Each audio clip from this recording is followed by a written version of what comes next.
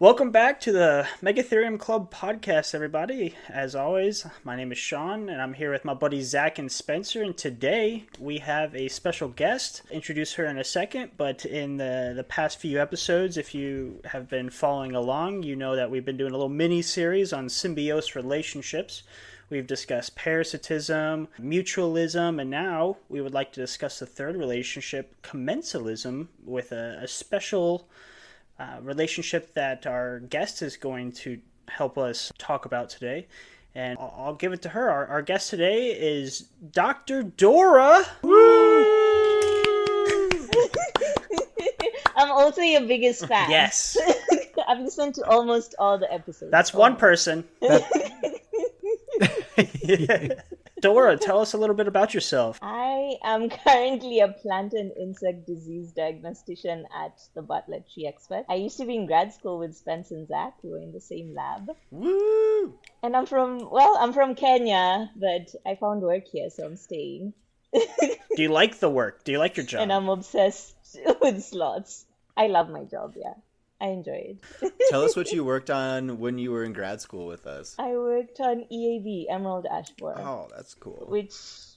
What is EAB? What is Emerald Ash Borer? It's a beautiful but destructive beetle that's killing the ash trees that we have in North America. I'm saying we like I'm from here, but that you all have. You're here now.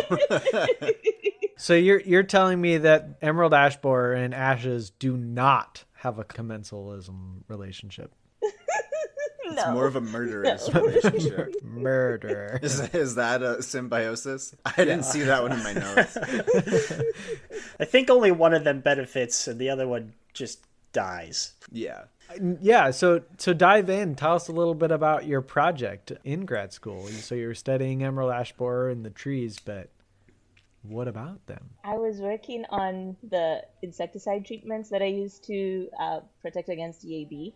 So what I was trying to see is if you treat a proportion of ash trees, if that could lower the EAB population low enough that you can have some untreated trees in the area still protected. What were the conclusions?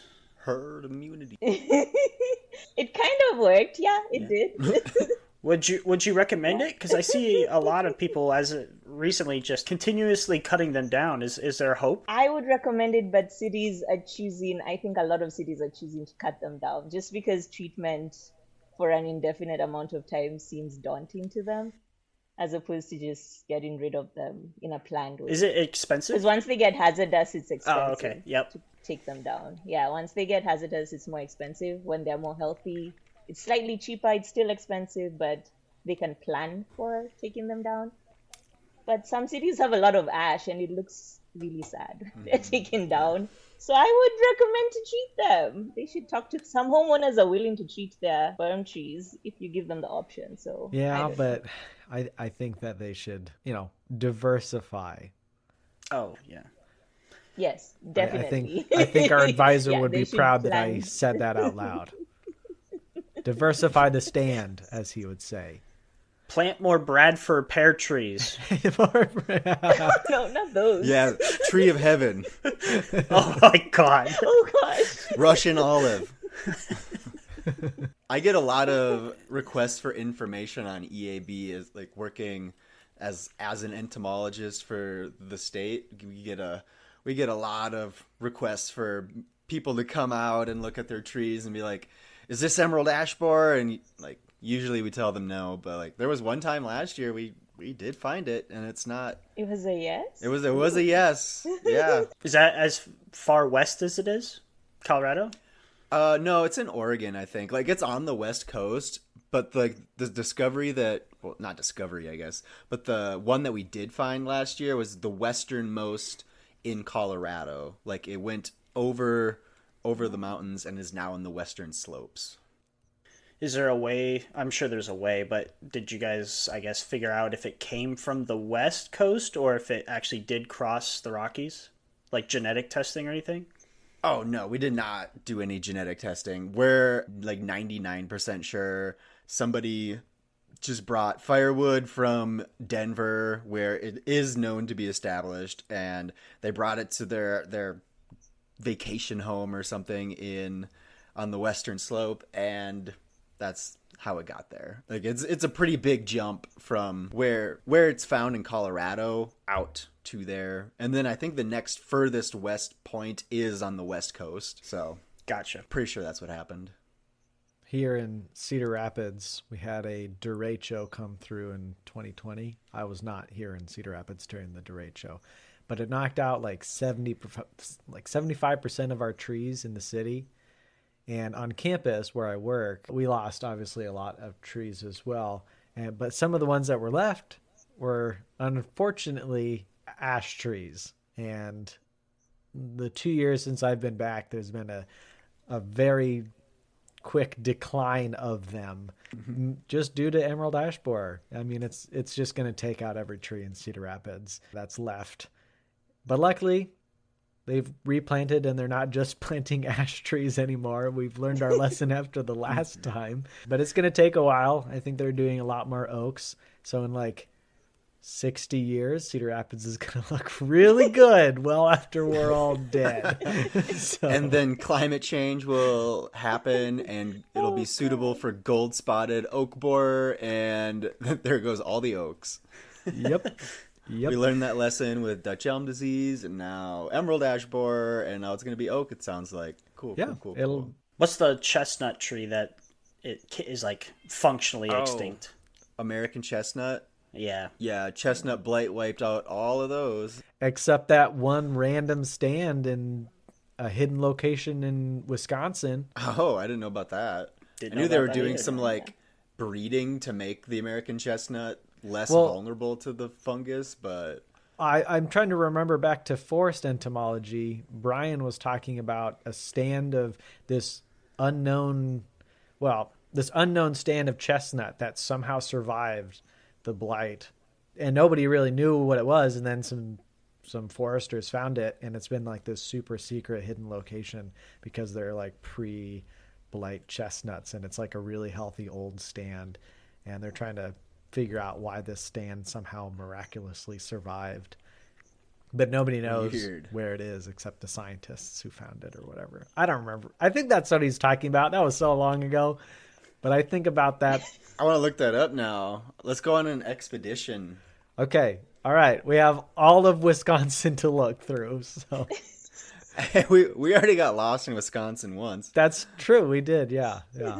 Well, we've discussed some trees, but Dora, would you like to talk to us today about what we invited you onto this podcast to talk about? I'll let you introduce the topic. I'll be talking about sloths and sloth moths.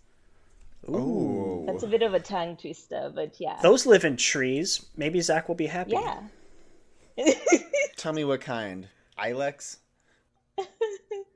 I don't know. Yeah, you got me on that one. That's literally the only South American tree that I know the name of, so I threw it out there. Well, so what about this relationship, Dora? What do sloth moths and sloths have in common other than part of their common name? Yeah, describe this relationship to us. Like it's fun to say, but like what's getting to the nitty-gritty here? Tell us about it. Cool. There's a genus of moths that live only on sloth fur. So what happens is this sloth moths will mate on the sloth's fur, and then the females will travel down with mostly three-toed sloths to the ground where they're going to poop. And then when the sloths poop, the female moths would lay their eggs in the sloth's poop. And then their babies will feed on the poop. And then eventually they'll fly up back onto the sloth or sloths that dumped their mothers down there. And the cycle continues again. Wow, so we have these moths that are living inside the sloth's fur. Did I get that right? Yep. That is their home. Just as adults, yeah. And then they're living there, they're mating there, presumably they're dying there. Oh, what is it about the sloth's fur that makes it conducive to these moths? Like, why are they there? That doesn't it's not normal. I would think it's because the sloth is their babies, helps with like their whole life cycle. So I'm assuming they're attached to the sloth because eventually the sloth will go down, then they can lay their babies in the sloth's poop.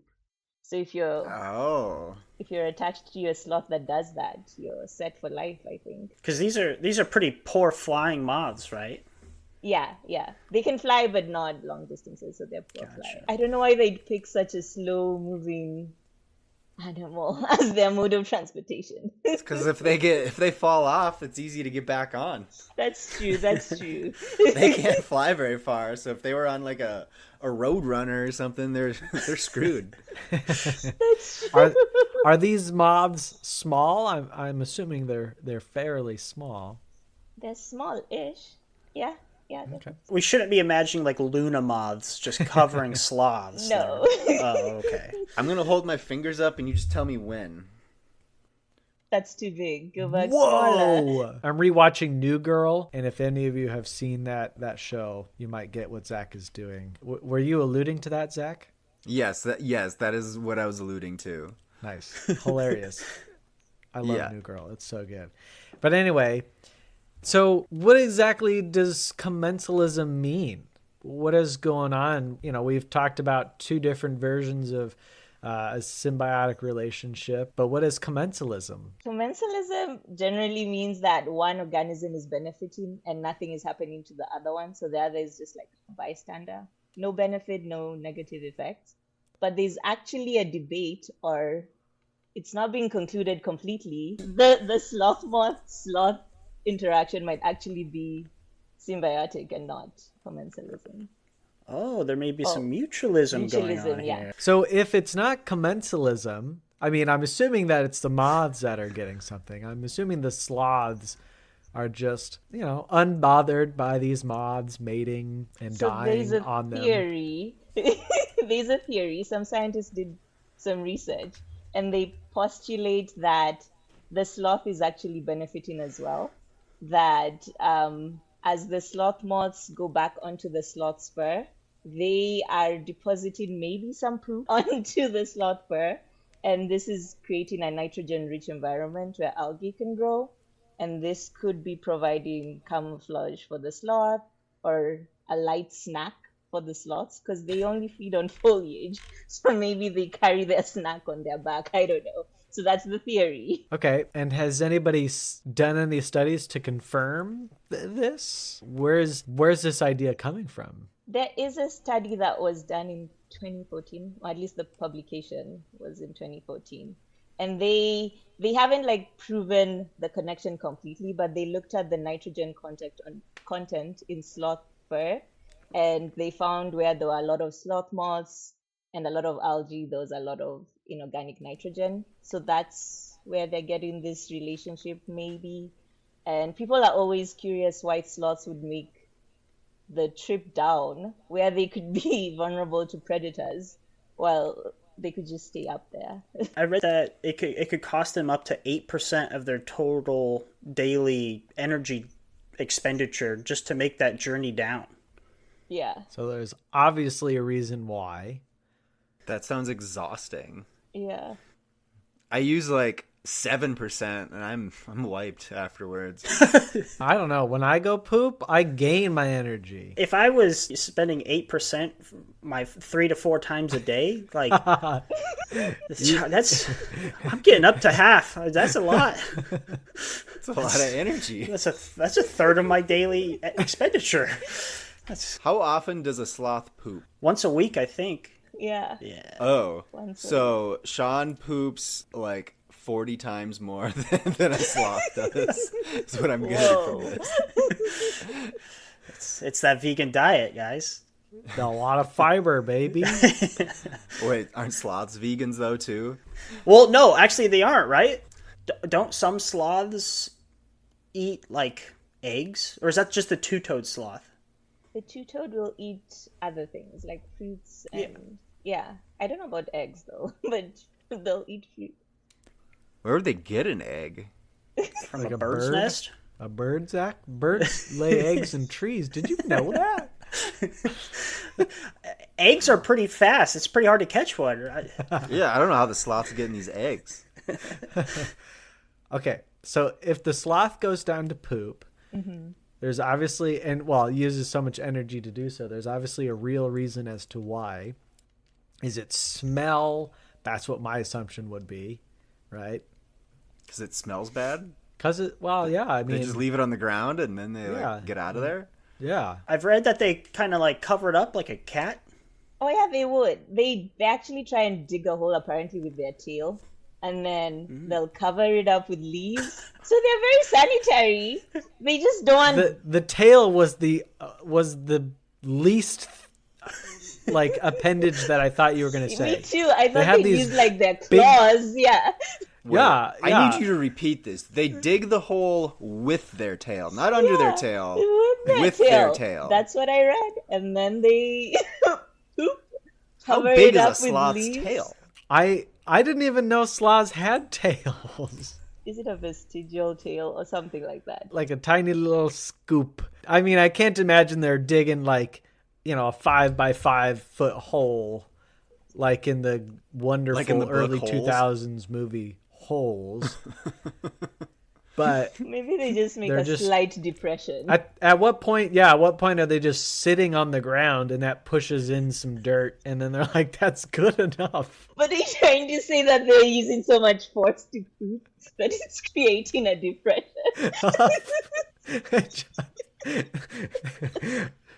You could compare that to a B-12 bomber, or what is it, Sean? The B-17 bombers. B-17 bomber. Where you climb on top of the stall and then hover above the toilet. And That's what the sloths are doing. Yeah. How do you know about that, Sean? How do you know that's a thing? Well, back in my day, in undergrad. So you're an adult. Let's preface I was over this. You were 18 Yep. plus. I went to an all-boys school, so we had to be creative in our fun, and we'd have competitions to see who could successfully drop the best B-17 bombers from the highest point. Not everybody would win. Some people would miss. I would like to say I didn't miss though. So, How high up were you? I would be against the ceiling, so there was a limit, but I would be above the stall. Are people witnessing this, like, to make sure that it's, I guess like teammates. Oh, like we would go in like pairs or groups of 3. I don't know if I could climb up a wall and have someone watch me. I'm uncomfortable when somebody stands next to me at a urinal. Well, when you're on an all boys school and you're on a team, a sports team, you've seen each other's bodies. Yeah, but there's a difference between seeing somebody's body and seeing somebody's body eject a turd 7 feet off the ground. Well, you're not like inches away from a turd. the ejection spot. You can look from afar. Okay, so we're all on the same level that this is probably what the sloths are doing. It forces the poop down into the ground so hard that it kind of buries itself. The moths are fascinated. They fly down, and they're like, well, this seems like a good home for my children. Here's a serious question. Not that the past couple of minutes of conversation haven't been the most serious thing in the world. Do the sloth moths die after they lay eggs? From what I read, I actually didn't find that out. Some were saying that they die on the sloth's fur, so they would go back up and die on the fur of the sloth. Interesting. That seems. I don't know what to make of that. Weird. If that's like I don't know how long their life cycle is, so I don't know how many mating sessions they have. Yeah, that's a good question. Yeah. I don't know if they die after laying eggs. And it's not like this is a seasonal thing like we have, here in the States. This is tropical South America where they can just do this all year round. Yeah. But these moths are unique to these sloths, right? Yeah. Like they can be found nowhere else. This genus, yeah. And I think there's a third relationship here, or maybe we briefly mentioned it with the sloths, the moths, and then the algae. Yeah. That's the third part of this like love triangle going on. Yeah. So I was looking at pictures of sloths. I mean, and they always come across my video feed in every single social media website. I don't know if I was looking at 3-toed sloths or 2-toed sloths. I guess I wasn't paying that close of attention, but I mean, it's not like these things are just green, they're kind of tinted, maybe a few patches of light green, but mostly gray, brown. Mm-hmm. And the idea is that this camouflages them against the tree that is also kind of green, gray, brownish colored. Yeah. But does the camouflage actually work? The scientists who figured out these nitrogen levels, I'm assuming they formed this hypothesis, and this is the one that kind of stuck. Yeah. Moving forward, we had to figure out if it's actually camouflage. Yeah. They have to watch sloths for hours. I used to do this at the Como Zoo. I would go watch a sloth, Chloe. She did nothing for I'm not going to say how long I watched her for because that's creepy. But maybe the people, some of the attendants were like, are you doing it okay? And it's very warm. It was also very warm in there. And you know how cold Minnesota is. So it was a double. I got warmth and a sloth. I don't know who'd watch hours and hours of sloths doing nothing. Sounds like you. Sounds like you're the person for the job. You're like, I don't know who would do this other than me. Yeah. What isn't one of the biggest predators of sloths eagles, and their eyesight is sharp enough that it's like, okay, your camouflage isn't flying with me.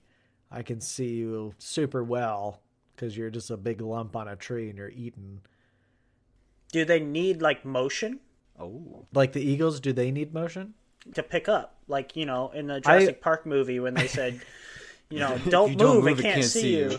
Yeah, which is not true, by the way.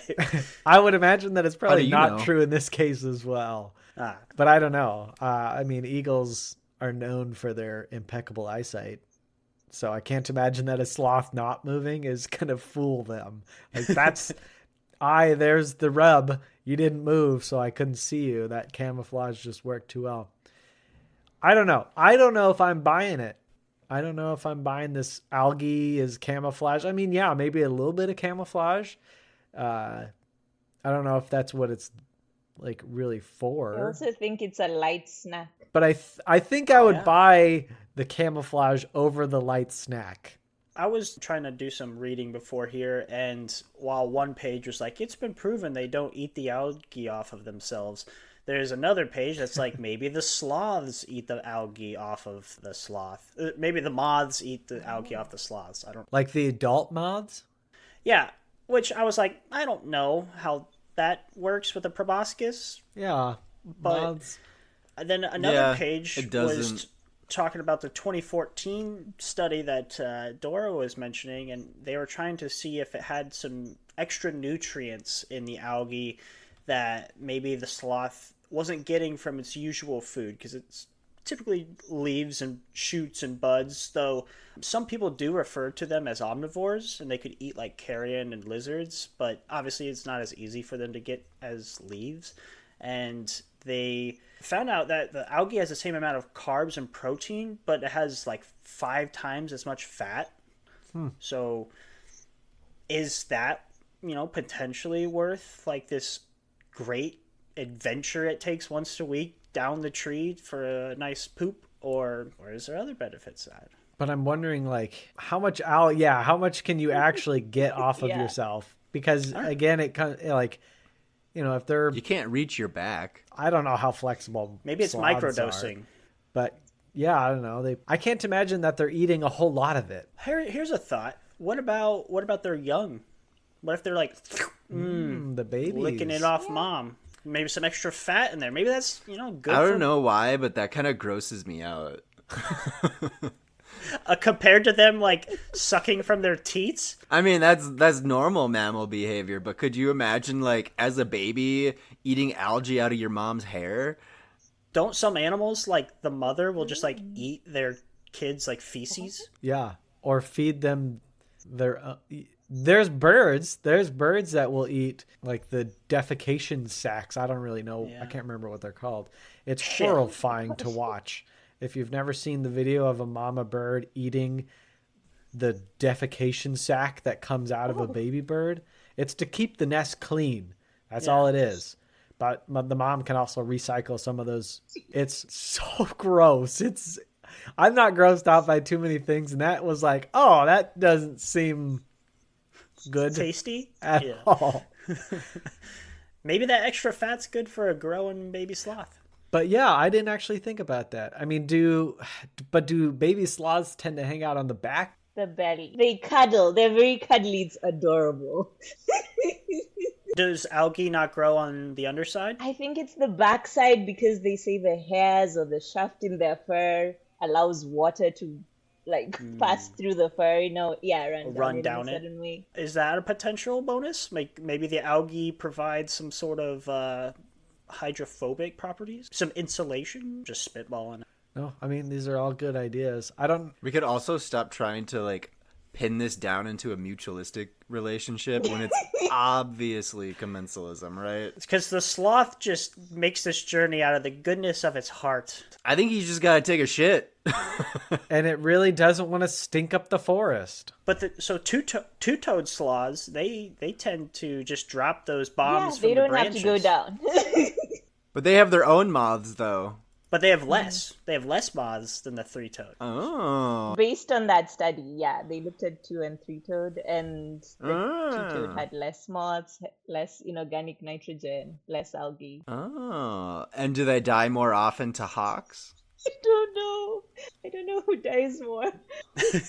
Are they more or less camouflaged then? And does it help them? We have the means to do a peer-reviewed study. Yeah. For Dora. Fund me. Go fund me. Go down to South America and record. Anybody listening to this? I'm not an expert. We're going to set up a GoFundMe. Yeah, if you go to GoFundMe/megatheriumclub.com, we can fund Dora's expedition into South America to study sloths and find out if 3-toed or 2-toed sloths get eaten more by I don't want to eagles. study that. Nothing And else. whether or not that relates to their camouflage and whether or not that relates to the algae from the moths. We got this whole cascade of things. You're going to have to grab some sloths, wash them entirely, grab some other ones, wash them just partially, so we call them the half camouflage, and then just let the other ones go natural and then see. And then you got to put some in a ghillie suit. Yeah, increase their camouflage. Yeah. And as an extra control, Zach has to also wear a ghillie suit. Oh, I was going to wear a sloth suit and hang from a tree. And then a ghillie suit on top of the sloth suit. Perfect. Yeah. I'll alternate days and record which days I get attacked the most. For those listeners out there, we do not actually have a GoFundMe. So if somebody makes one, that's not us. We don't have a GoFundMe. But we will be selling stickers. I'm working with Rocky Mountain Sticker Company to design more stickers. So if you want a sticker, give us a shout out. Zach, you don't get stickers, though. Except Zach. Zach's the only one. Yeah, I never had one to begin with, so whatever. Anyone associated with Zach, you're more than welcome. But you have to sign a waiver that says you will not give a sticker to Zach. Dora, would you like a sticker? Cool. Oh, well, Dora, you get a free sticker for being our first guest on the podcast.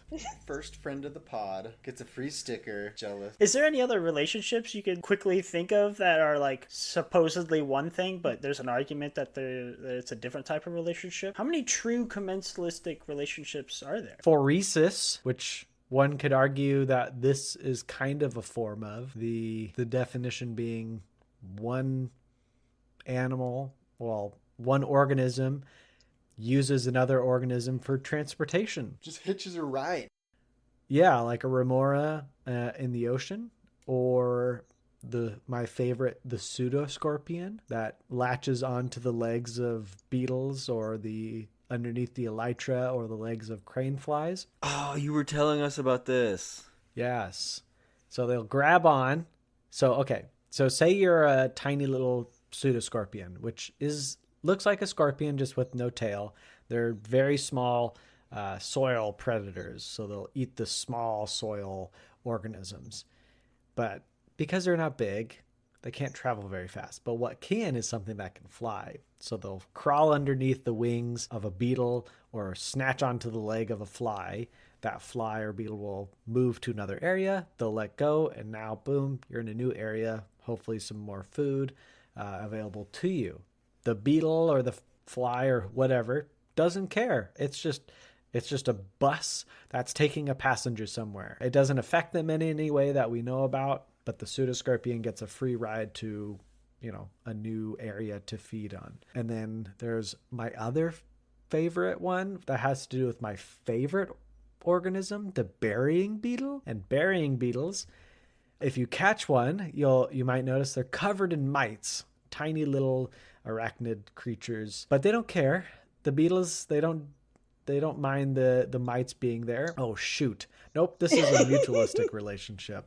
I was thinking, yep, never mind. Well, I'll tell you about it anyway because it's really cool, real fast. So the mites, burying beetles will bury dead carcasses, usually underneath the leaf litter, in hopes that they find a carcass and bury it before flies will lay eggs on the carcass. And then, maggots will hatch and eat the carcass before their young can eat the carcass. Well, usually flies are pretty quick, so maybe some eggs are laid. Well, the mites will crawl off of the burying beetle, and they are specialists of the fly eggs. So they'll go eat the eggs of the flies, leave the eggs of the burying beetles alone, therefore eliminating any competition from maggots in the future. So, no, that's not commensalism. That's just mutualism. Yeah, there's no arguments there. But I got so excited thinking about beetles, and then I got too ahead of myself there. I was just talking about this the other day with some students. She's writing one of my previous students is writing a paper on burying beetles. And so that was just kind of on the top of my mind recently. So, good stuff. I can think of another one. It's my favorite insect. Okay. Dung beetles. They take other animals' poop and use it for food and lay their eggs and all of that. And apparently nothing happens to the pooper, to the person who to the animal that poops. The pooper. Nothing happens to the pooper. The pooper is unaffected. So when a dung beetle rolls a ball of dung somewhere, don't they usually kind of bury it somewhere? Could you argue that's re-fertilizing the soil faster, and therefore plants are able to utilize it more, and therefore there's more access to food for the things that do poop? I mean, you're just getting into a circle of life situation here now. Hey, then it's all mutualistic, right? Everything's mutualistic, man. We're all in this together, bro. Yeah. I love dung beetles. I'm glad you brought that up, Dora. They're amazing. What's your favorite dung beetle? I don't have a favorite species of dung beetle. I like the rainbow. Rainbow? Rainbow dung beetle. Where are they located? The U.S. They're the ones here? Yeah. Whoa. Yeah. These things are one. sweet. Yeah, I had no idea they lived here. And then it's a metallic rainbow beetle with a horn. It's got a big horn, too. Oh, my God. Where'd you catch that? Wow. Indiana. What? Nice. Yeah. I guess there's one reason to go to Indiana. That's it. That's but you can probably get them outside of Indiana. So you don't have to go there. I've only seen them in Tanzania. Not the rainbow dung beetle, but dung beetles. I saw the big ones. The ones that roll the big huge poops. Did you see it rolling a poop? And yes. mine. Yeah. It was Sean's. It flew into me trying to roll me because I'm just. I did get smacked by one when we were on safari. We were driving, I don't know, probably 30 miles an hour, and I see this like dot in the distance, and I'm like, "What is that?" And of course, this dot it grew very quickly and just smacked me in the face, and then plopped down into the car. And I looked down, and it was a dung beetle, and I felt chosen. Did you get pink eye? I didn't get pink eye, no.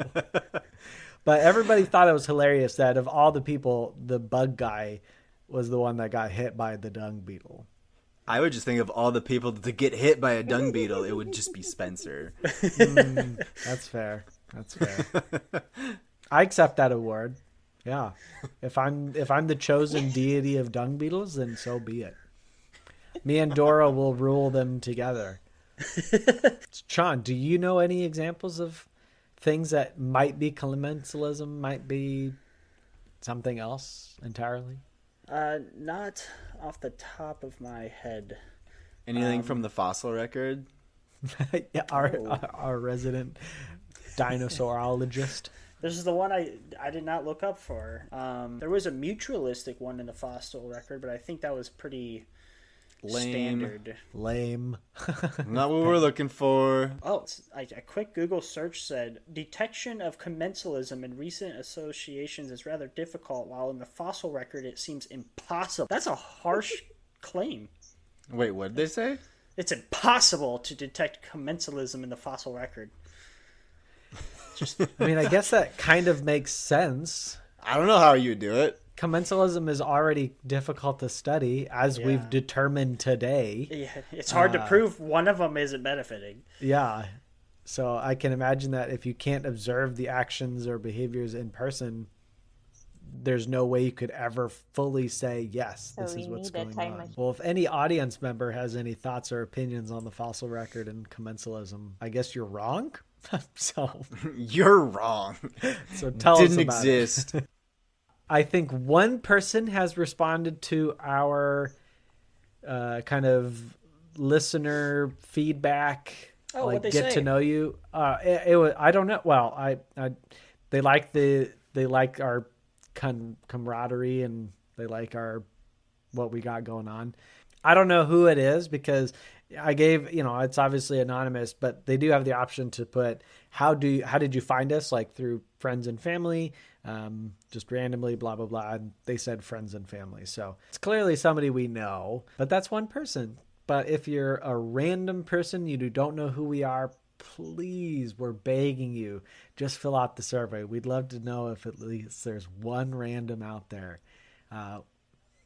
No, seriously, if you want to reach out, it's a really good chance to give us ideas for episodes.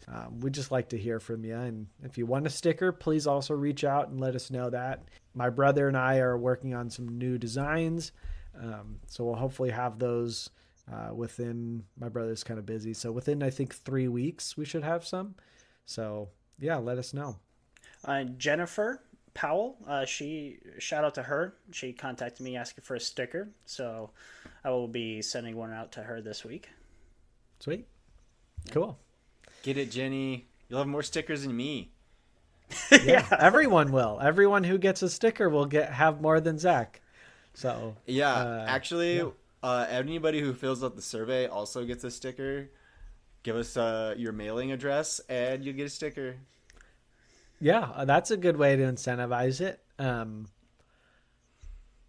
Okay, that's out there. I guess we're doing that now. I guess we're doing it. We're doing it. So please can't take it back. Stickers everywhere. Can't edit that out at all. It's lovely. But if you do want a sticker, please let us know. And thank you, Dr. Dora, for coming on to the episode today. Thanks, Doc. Yeah, we had fun as well, and we appreciate it, and we appreciate you being our number one fan. Yeah, it's great to know that we all share this love. So cool. All right. Well, we'll do our signature sign off at how. How. How.